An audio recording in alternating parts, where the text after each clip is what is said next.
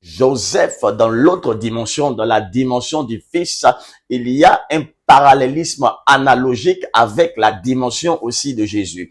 Pourquoi? Parce que Joseph était l'enfant bien-aimé de son père. Jésus était aussi, sinon est l'enfant bien-aimé de son père. Joseph a été mis en prison au milieu de deux voleurs. Jésus a été crucifié au milieu de deux voleurs. Joseph était le personnage qui a pardonné à ses frères qui lui ont fait du mal. Jésus ici était le personnage qui a pardonné aux siens, à ses frères, à son peuple qui lui a fait du mal. Il y a une analogie dans la révélation de Joseph avec le Fils de l'homme. C'est pourquoi je veux inviter quelqu'un à pouvoir pardonner à toutes les personnes qui lui ont fait du mal. Parce que lorsqu'on crucifiait Jésus, lorsqu'on jetait aussi Joseph dans le puits, Joseph a pardonné à tous ceux qui lui ont fait de mal. De même que Jésus a pardonné à tous ceux qui ont voulu le crucifier.